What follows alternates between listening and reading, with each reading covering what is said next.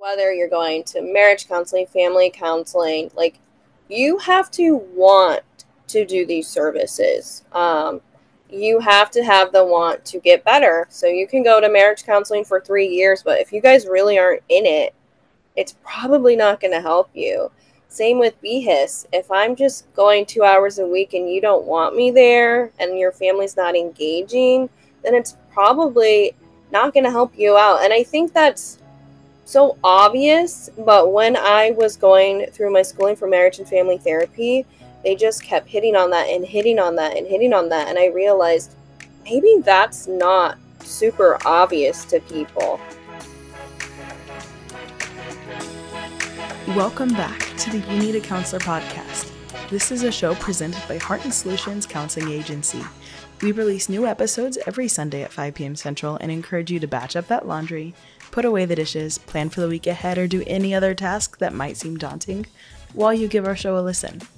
You might just be encouraged to call your therapist, connect with this week's guest, or seek out those services you've been considering for a while but haven't made the commitment to yet. If you are in the state of Iowa and are in need of mental or behavioral health counseling, give us a call at 1-800-531-4236. Enjoy the show. Hello, and welcome back to the You Need a Counselor podcast. My name is Dr. Julie Johnson. I'm the president and founder here at Heart and Solutions, Mental Health and Behavioral Health Counseling in Iowa. And I'm Chrissa Hunt. I am our vice president in charge of the behavioral health department. And this is our podcast, You Need a Counselor. So we are designed for people curious about counseling, but have barriers keeping them from experiencing the benefits of counseling. Our mission is to share stories about counseling, good, bad, and indifferent, and spread the message that everyone can benefit from mental health and behavioral health counseling services. Our guest today is Mia Barajas. We have known Mia for over half her life. We met Mia 14 years ago and have just gotten to experience and watch Mia grow in this counseling field and explore and continue to learn about her passion for mental health care. Mia grew up in Illinois, moved to Iowa in third grade, and then attended Iowa State for her bachelor's degree, and then got her master's and very recently graduated with her master's from Capella University. We're very, very excited to have Mia here today. She has been a BHIS counselor here at Heart and Solutions, as well as a BHIS supervisor here at Heart and Solutions. And we're just really, really excited to hear about her story and how she came to this field and the work that she's doing now. So welcome, Mia. Thanks for being here. Thank you. So tell us a little bit about your degree here, because you're recently graduated with your master's. Tell us a little bit about that and what led you to that course of action. Yeah, so I got my bachelor's from Iowa State, and I told myself I was done with school, did not want to go back. I was just feeling very over it. Took about a year off, more like 9 months, and then I decided I wanted to get my marriage and family therapy degree. I looked into the mental health counseling degree as well, but I really wanted to work more with marriages and families, so then I decided on that degree. It's funny that you said you wanted to take time off, and like 9 months later, I was back. And I know both your bachelor's and your master's, you got like super fast, way faster than the normal route people take. Yes. Do you want to talk about that? And I know you mentioned too that it kind of like affected your mental health as well. So kind of how that affected you. Yeah, so when I grew up, I went to Catholic school, and I think their curriculum's a little different, so I was very ahead. So when I moved to Ottumwa and then Marshalltown, they put me in public school, and then middle school here, they decided, like, why don't you try to take some high school classes, and we'll see how that goes. So I started taking those high school classes, and then my junior year of high school, I was done with high school. So then I went to MCC full time. So then I graduated high school, got my diploma, and then I got my associate's degree. Then I went to Iowa State for 2 years, and then I got my master's in about 2 years as well. So I am only 23. It did affect me a lot mentally, especially after I graduated. I wasn't getting jobs because I was only 19, but I still had the qualifications. I had a bachelor's degree, so I was turned away by many places. And mentally, I was just feeling depressed. I was feeling sad. Like I did all of this hard work, and I went to Covich College, which is a whole other story. And I was just feeling very defeated. But then I finally had gotten my first job as a substance abuse counselor, and now I'm here. Yeah, it is it's an interesting phenomenon, right? Overachieving children. Because, we, and all three of us, we know what this is like, right? All three of both of you fit very squarely in this category. And, Dr. John Delaney from the Dave Ramsey show, he talks a lot about how, uh, good grades can sometimes be a symptom, can be symptomatic of trauma, or can be a trauma response. I'm not saying that it is a trauma response for our situations, but I do think that whatever the reason is for that overachievement in childhood, there can be that letdown at the end of it, right? Because we're so focused. And for you were focused since middle school, right? I did not ever turn in a homework assignment in middle school, right? I didn't get this way until high school. But there is that kind of, okay, well, there's the next step. There's the next step. There's the next level. There's the next thing to look at. And when we look at it from middle school, we're going, yeah, looking at high school, taking AP courses, right? Getting, okay, now I'm getting my associates. Okay, now I'm getting my bachelor's. Now I'm getting my master's, right? And there's always kind of that next step and that next thing to achieve. And when we do that for so much of our lives, at the end of it, we're going like, now what, right? Now what do I do? And who am I now? Because so much of us has gone into achieving these things. And so it's definitely not as sometimes outwardly challenging, but it internally is very, very challenging. And I think the fact that it doesn't look challenging from the outside makes these kinds of challenges more invisible to other people around us. Yeah. So you went through, and what was it that drove you to want to uh, continue with your degree? I mean, 9 months is a short period of time to take. It A, was definitely my parents. You guys know my dad and my mom. They're very driven, always have been, due to their own childhood. They wanted to be, more successful and give us a successful life. And then I think after seeing that and the lifestyle they gave me growing up, I was like, okay, I want to do this for them, but I also want to do this for myself so I can continue to have that successful lifestyle that we have. yeah, it's not a negative thing at all. There's that, like, yeah, I want to continue to grow, and especially in a field like this where it's the helping field, and both of your parents so philanthropic, so community oriented and helping oriented, and that really shines through with the work that you do. Wow. So now you're doing BHIS and you're a BHIS supervisor. So tell us a little bit about what that's like. Yeah, I love doing BHIS. I love being a BHIS supervisor. Also, that's why I'm kind of holding off on moving to the therapy side. I'm just very comfortable and I'm happy. And, I want to get married first. But yeah, I really like being a leader right now in that supervisor role. I've definitely gained a lot of leadership skills from my dad. He owns his own business, so I every single time I'm talking to him, it's a lecture about something leadership, which I've learned to love. And then yeah, meeting with my clients every day, it just makes me feel like I'm successful and I'm really helping out these families. Just it makes me feel really good. Can you talk about like the difference between your first job as a substance abuse counselor versus what you do as a behavioral health counselor? Like what maybe like job duties are different or maybe even the same that are similar that you did at both? Yes. So at my previous job, it was 8 to 5, just seeing client after client after client. Obviously, dealing with a lot of addiction, substance abuse. I got that job when I was 19, and mentally, it was extremely draining. I think even at my age now, it would be extremely draining.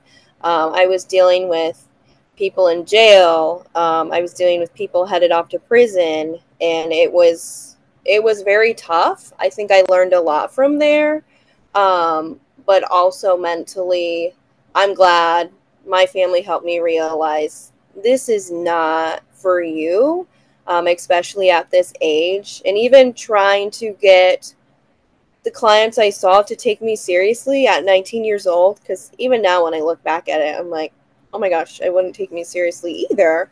I already look young now, so imagine me at 19, I looked like I was 12.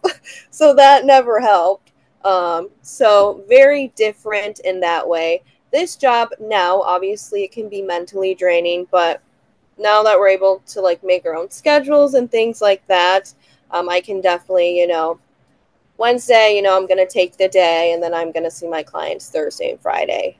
So very different, but also similar in the mental health aspect way. Yeah, getting to interact with the families that you're working with, and it sounds like some of those same benefits that you were having when you were working as a substance abuse counselor, getting to work with people and getting to hear their stories and what's going on in their lives and help them. But with a better fit maybe for your own personal well-being and your own lifestyle and freedom over your time. Mm-hmm. That's a huge thing. I feel like that's a huge luxury nowadays. Is and becoming more popular. I think after COVID, especially, right, working from home and being more flexible in our schedules and allowing us to prioritize work, but also prioritize living and being humans outside of work. I think is so important. So I love that, and I was thinking that. When you're talking, I'm going like, that's Monica, my daughter. And that's my daughter in 13 years, right? She's going to be like, gosh, my mom's always talking about leadership stuff at the dinner table. So I just think it's so great. And I just think it's so awesome how you're carrying that forward into this field. And so when you were going through your master's program, what were some of the things that you learned in that marriage and family program that are kind of helping you with your behavioral health intervention services? Yeah, I think the biggest thing that I took away is whether you're going to marriage counseling, family counseling, like you have to want to do these services. You have to have the want to get better. So you can go to marriage counseling for 3 years, but if you guys really aren't in it, it's probably not going to help you. Same with BHIS. If I'm just going 2 hours a week and you don't want me there and your family's not engaging, then it's probably not going to help you out. And I think that's so obvious, but when I was going through my schooling for marriage and family therapy, they just kept hitting on that and hitting on that and hitting on that. And I realized maybe that's not super obvious to people. As we've talked about BHIS on the show before, like we go into the homes and we work with the children and the families for 2 hours a week. But yeah, like you're saying, if they aren't consistent and they don't want to do it, or the parents aren't really participating, it is harder to get progress shown and then to have improvement as well. Um, and so now your goal is to be towards therapy. And I know you mentioned before this as well, before we started recording, that you kind of were interested in therapy because of your sister and her mental health background and growing up with a family member that was in therapy as well. Can you give us some more background and info on that? Yes, so growing up, even now, my sister just has some severe mental health issues, but as a child, I truly thought she was crazy, and I don't like to use that word, but I was like, what is wrong with you? Like, why are you crying all of the time? Why can't you get out of bed? So when I hit probably my first high school psychology class, I really started to realize, like, oh, like she's depressed. Like, she's clearly depressed. She clearly has anxiety. And then I just tried to learn as much as I can, and I decided in that psychology class on the first day, like, this is the field I'm going to go into. I know it. Like, I do not want people to feel like my sister's feeling, and I want people to understand, and especially in like the Hispanic culture, mental health really isn't talked about. It's kind of like just keep it to yourself, keep these issues to yourself.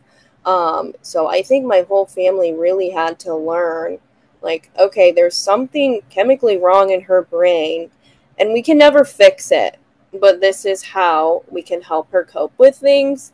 And, when you ask her, like, well, when are you going to start feeling better? It's like, you can't ask her that. You have to say, how can we help you? Or, I'm just going to stay silent and I'm here to support you whenever you're ready. Even now, I'll call her, like, are you out of bed yet? What are you doing today? So, yeah, growing up, she's definitely inspired everything I've done in this job field.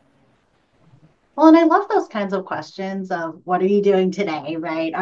Because they're behaviorally based questions, and you're a behavioral health intervention counselor that fits so well because you've learned over time that, like you said, we can't change our feelings. We can't change it. And so for somebody to say, oh, feel better, or, like, look at it this way, you'll feel happier. We can't do it. We cannot do it. And that sounds funny for a therapist to say, right? We can't change our feelings, but we literally cannot. We can change the thoughts that are contributing with those feelings, and we can change or help. Medication can help with the brain chemistry, right? So that's contributing to those feelings. And our behaviors we can change because our behaviors do also contribute to those feelings, but we cannot change the feelings themselves. And I always think about it kind of like, if you have type 1 diabetes and you say to that person, hey, why don't you start making some insulin in your body, right? They're going to be like, I cannot make insulin in my body. I cannot do it. Right. And so if we pressured that person, well, why don't you try harder to make some insulin, right? We can't do it, but we can say, like, hey, have you tested your blood sugars today, right? What level are you at? Did you eat in the last hour? Those kinds of things, those are within our sphere of control. And so I love those examples that you're giving. And your sister was on the show too, about a year ago. And I remember her saying, my sister calls me and says, put your feet on the floor, sit up. And Yeah. I just love that so much. That stuck with me so much because, again, it's just so behavioral, right? I'm either sitting up or I'm not sitting up. Whereas feel better, or how are you feeling? There are 1,000 ways, right, at any given moment that we're feeling and doing. But something behavioral like that, my feet are either on the floor or they're on the bed, right? There is no wrong answer. There's one way or the other, and I think that is so helpful. Yeah. Gosh, so how did you and your family, because your family does such a great job advocating for mental health, how did you guys overcome that cultural aspect of not talking about mental health? Because you've clearly, very clearly, your whole family has just really, really embraced this. How did that happen? Yeah, so when my parents finally also realized, like, okay, you know, your sister definitely has something going on and she needs some more help with it. Like, we cannot help her. So I remember they took her to her first therapist. Well, it was probably like her third one. I remember it as her first one.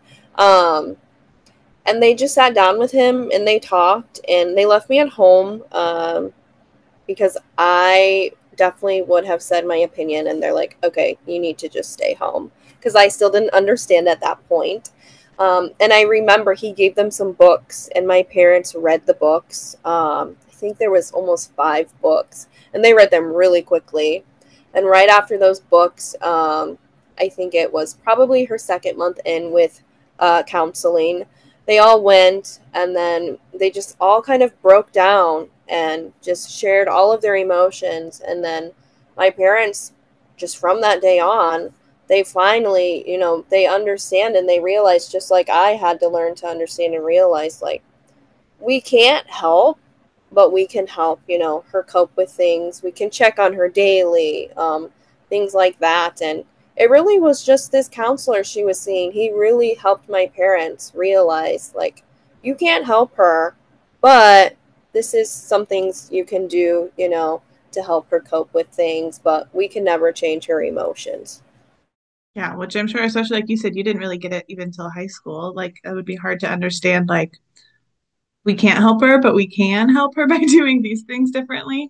Um, And it is interesting too that, like you said, your first like psychology class, you're like, okay, I get it now.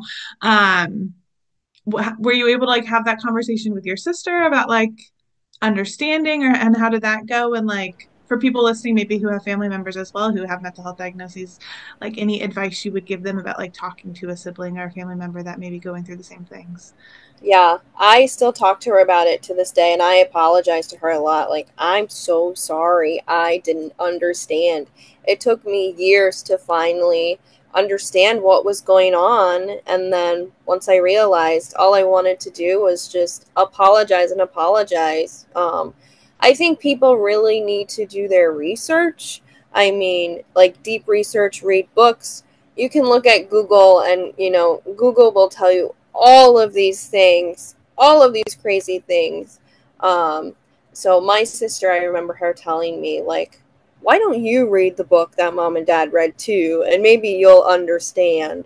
So I think that's my biggest piece of advice. Like, really do your research before you like try to understand what mental health is to begin with, because it's so broad, and still to this day, I mean, this society, I think several people still don't understand mental health. I mean, it's just like a cold, but it's anxiety or depression, and maybe you're going to deal with it forever, and that's okay. Yeah, absolutely. What do you think some of those barriers are? I mean, as someone who kind of had that thought process as a child and then learned and did the work and did the research and realized, what do you think some of those barriers are for people who go, nope, I don't want to know, right? Or I feel like it's just them doing this to annoy me or, doing this to disrupt my life. And that's kind of it. What suggestion might you give to that person? And what are some of those barriers and how did you overcome them?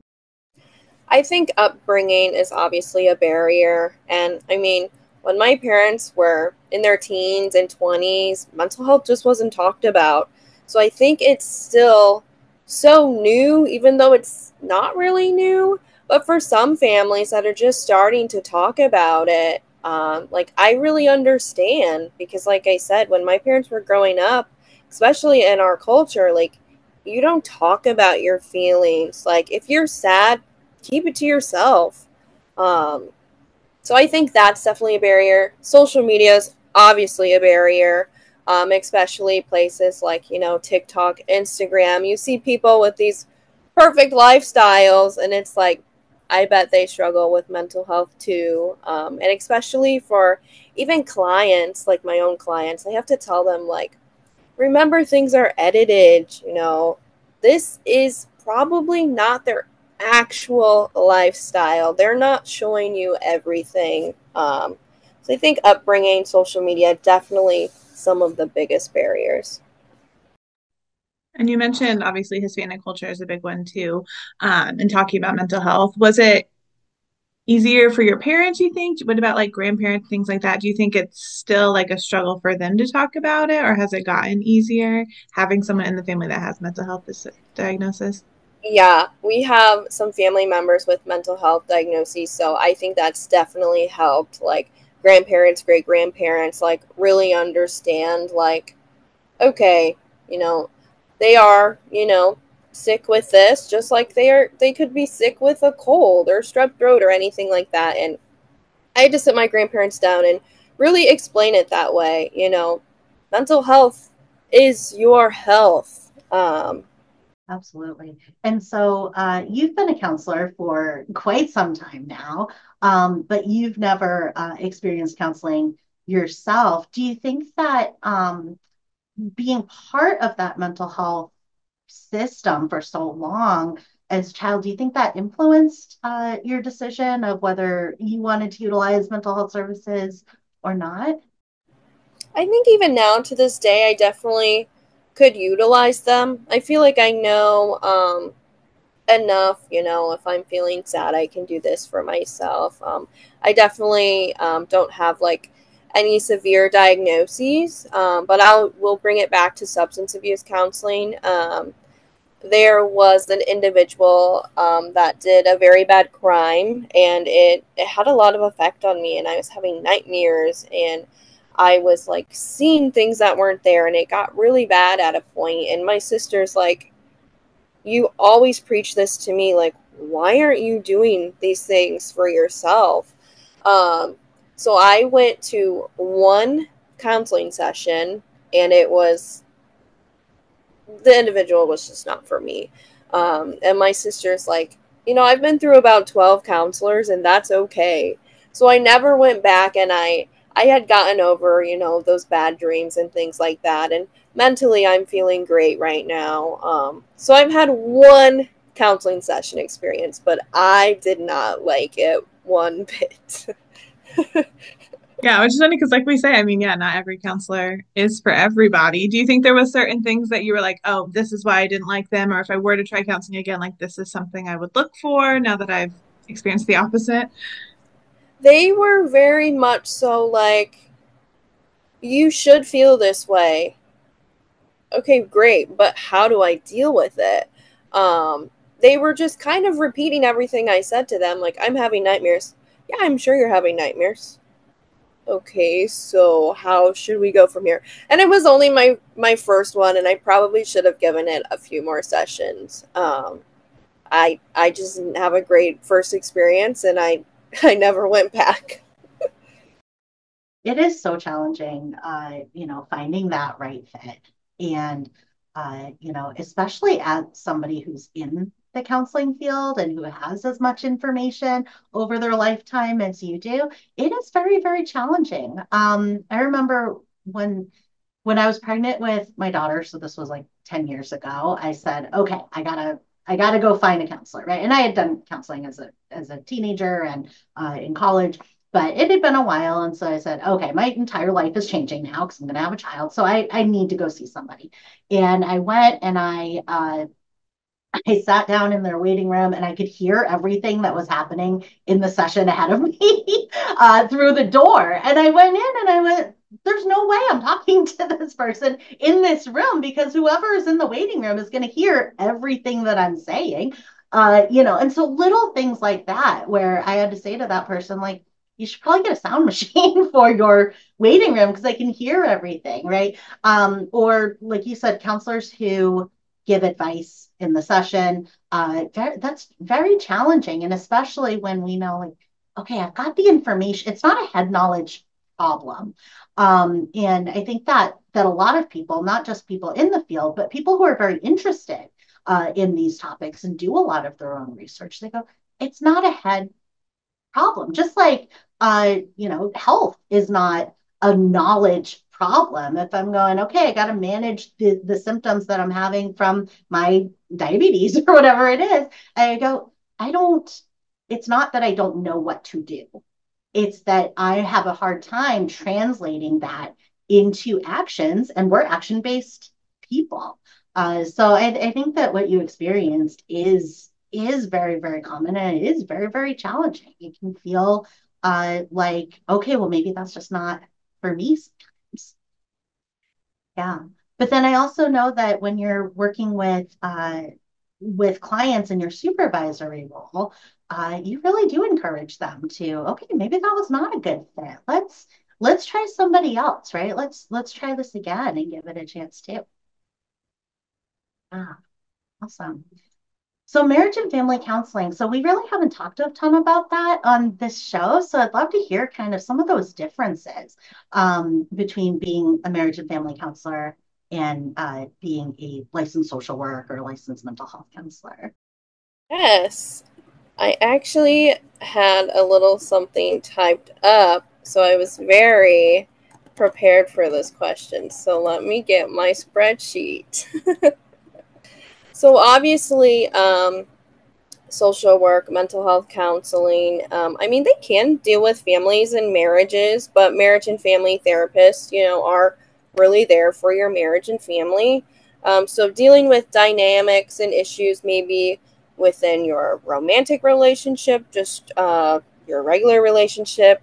And then family counseling extends to the entire family unit. So maybe you have severe anxiety and you feel like you got it from your mother who also has severe anxiety, but maybe all the way up to your great great great grandpa, maybe this is just a thing that's running in the family.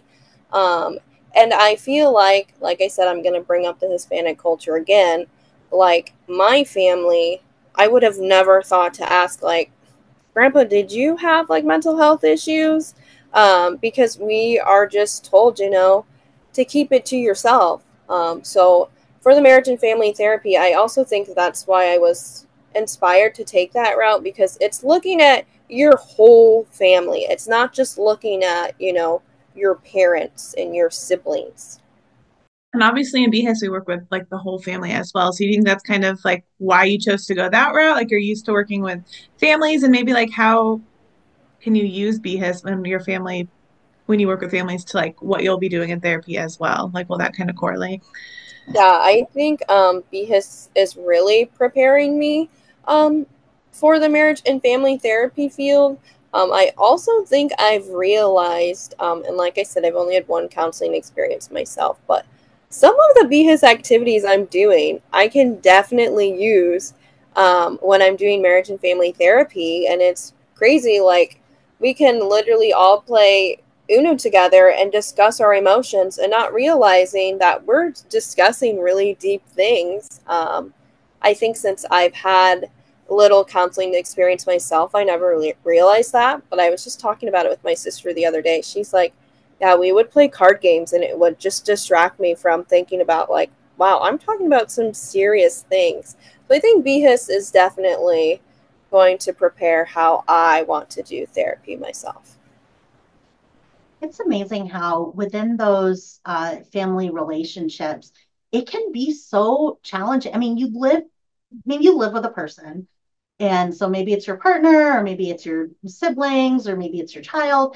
And so it can feel like a lot to bring up a conversation, because like you're going from talking about like, oh, hey, we're out of eggs, right? To, oh, hey, I'm having these feelings for the last week or whatever it is, right? And so it can feel so abrupt.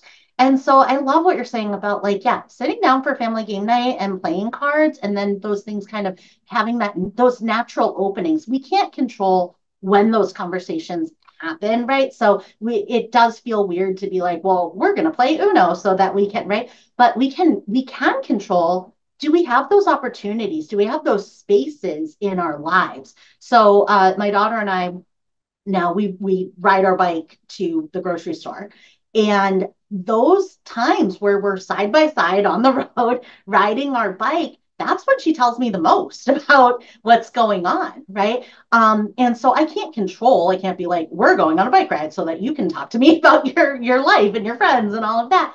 But I can control, hey, we're gonna consistently bike to the store so that you have those times to do it. And car rides are the same way, I mean, you go on a long car trip with somebody, you realize you're talking about stuff you didn't intend to. Those opportunities are so important. And I think BHIS really, really does that with the card games or with arts and crafts or whatever it is, just provides that space for those things to naturally happen. So I think that's beautiful. And it is interesting, the biological side of it, because a lot of times people think, well, marriage and family therapy can't benefit me if my family won't come with me, right?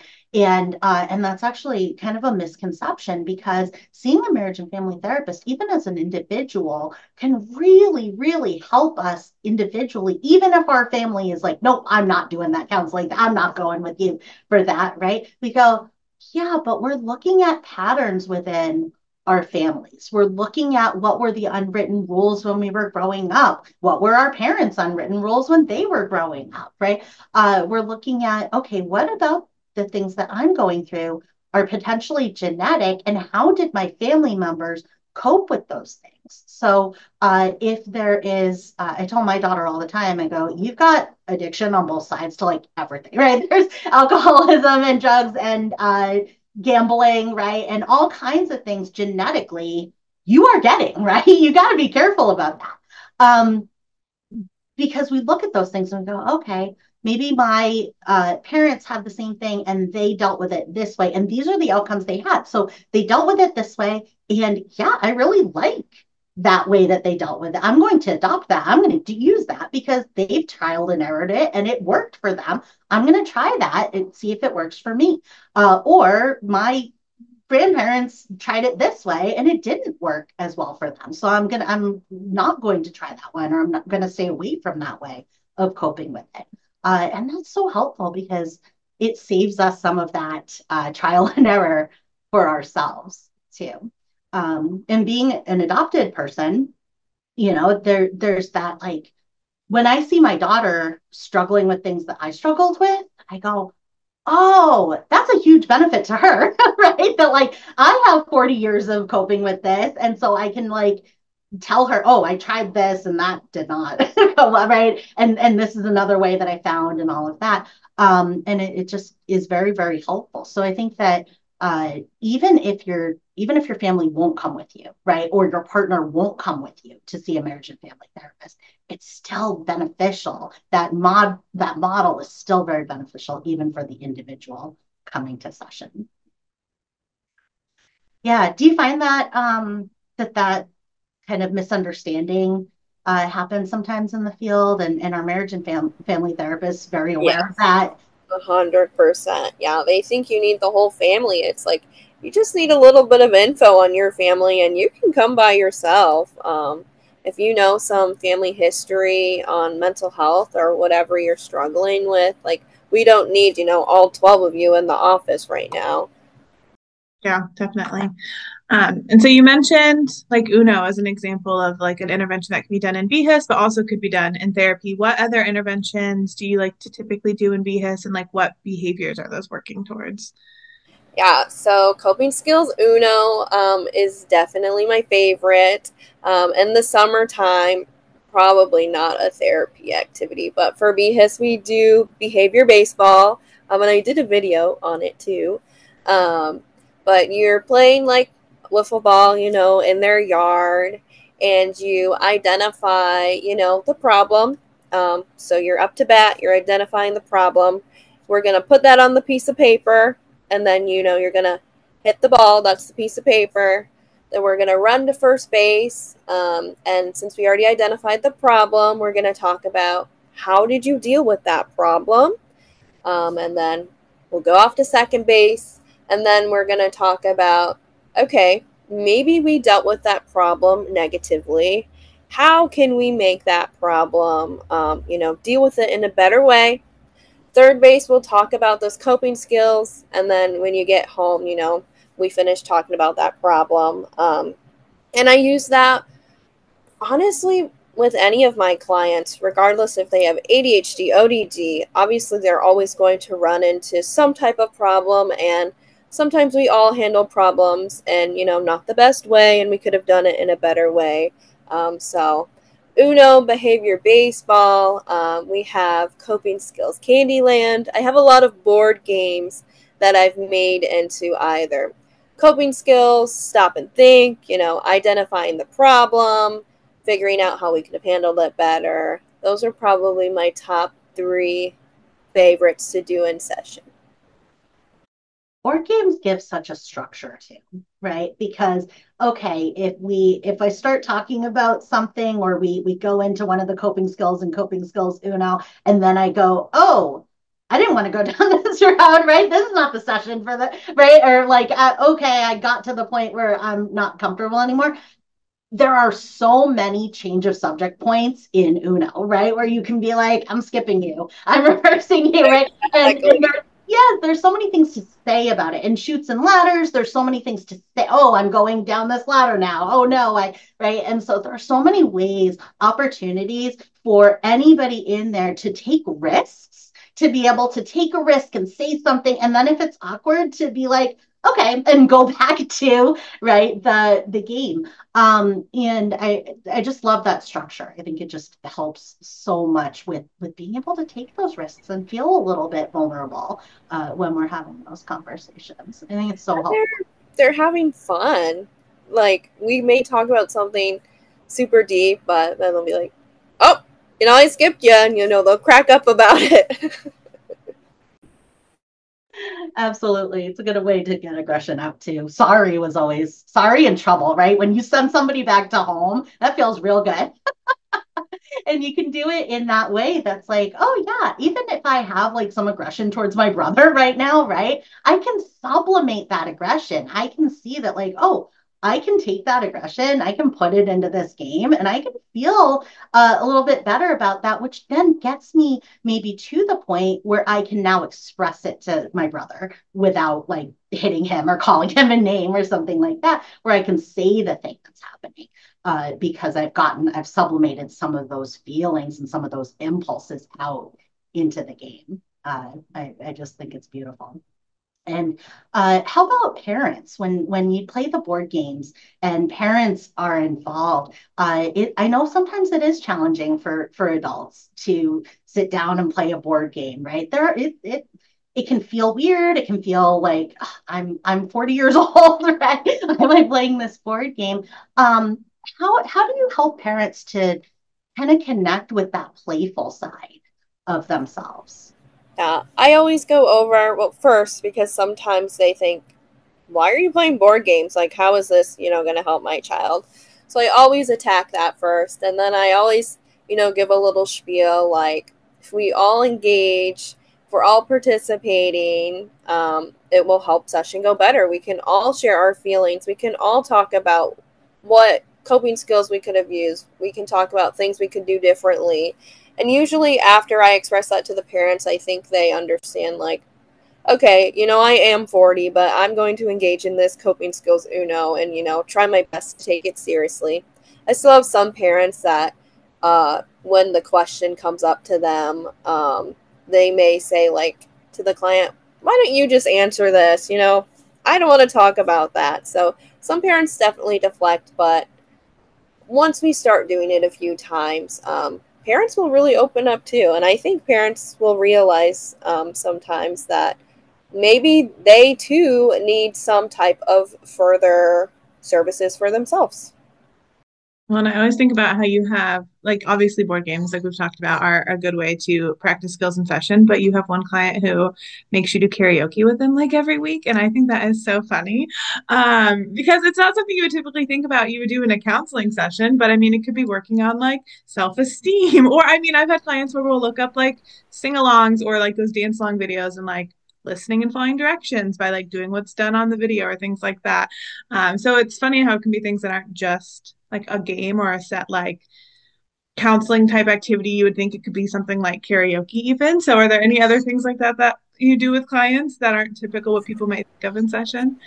Yes. Oh gosh, karaoke. Definitely not a favorite activity, but we do karaoke. Um, Baking cookies, learning to follow directions, with a client I had over a year ago.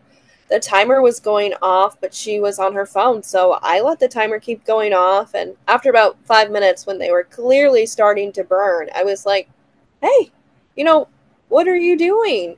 And then she, was very upset. So we worked on, like, you got to follow the directions, but then you also have to pay attention or your cookies are going to burn.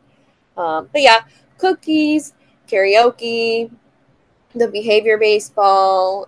Sometimes we'll go on walks around the driveway. Um, I think those are the activities that people wouldn't think about, especially. Obviously, we can't take clients on walks, but we can walk around the driveway. We can walk around the backyard. And even doing that, I feel like clients will open up more. I don't know if it's like the exercise aspect or what. Yeah, and the cookie example is so great. What a great way to talk about natural consequences of things. I think that, like, as parents, it can be very, like, there's a lot of pressure to try to attach consequences to things because we're trying to help our children to understand the consequences of the actions or decisions that they might take. But so many of those, like, punishments become unnatural consequences, right? As of like, well, yeah, I mean, in when they're 20 and they stay up past their bedtime or they stay out past their bedtime, nobody's going to make them stay in their room all day, right? But they are going to be exhausted the next day. And so those natural consequences of like, yeah, if you're not watching the timer or listening for the timer, like your cookies are going to burn. And I always like to think about that of like, okay, is this consequence that's happening? What all that I'm doing in that situation is I'm not saving the child from the natural consequences. That's all I'm doing. I'm not imposing that consequence. I'm not going, you didn't listen to the timer, so I'm throwing away these cookies, right? I'm just not saving them from those natural consequences because when they're 20, nobody's going to save them from those natural consequences. So I think that is such a great example. And paying attention to those things like in board games as well, like if you don't watch what the other person did in Go Fish, for example, if you didn't pay attention to what that person asked for, now they know that you have a card. You don't know that they do, but you could have, right? So I think that those natural consequences are so helpful, and especially in the family dynamic, because when natural consequences are allowed to happen in a family dynamic, then even not just parents don't need to punish children, but children don't feel like they need to punish their parents. And that happens so frequently, where when it comes down to it, the child is punishing the parent in an attempt to change that dynamic and change those behaviors. So I just love that you're using those as well. Yeah. So wonderful. Well, what suggestion might you give to somebody who might be on the fence about starting counseling? Or what suggestion might you give to somebody who is on the fence about talking to their family about the symptoms that they're having or the way that they're feeling? I think people need to realize, counselors are still, just normal people. They're just trying to, to give you support and guidance and just tools for handling your emotions or challenges or anything that life's throwing at you.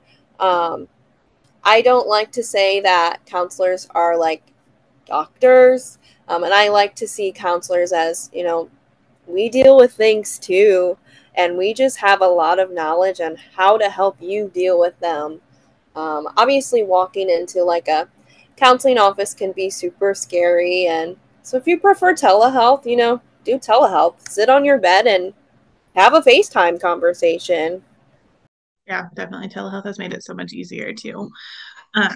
Well, thank you so much for being our guest, Mia. If you were listening and you were interested in either BHIS with Mia or working for Mia, she's a supervisor, you can reach out to Heart and Solutions at 1-800-531-4236 or our website, heartandsolutions.net.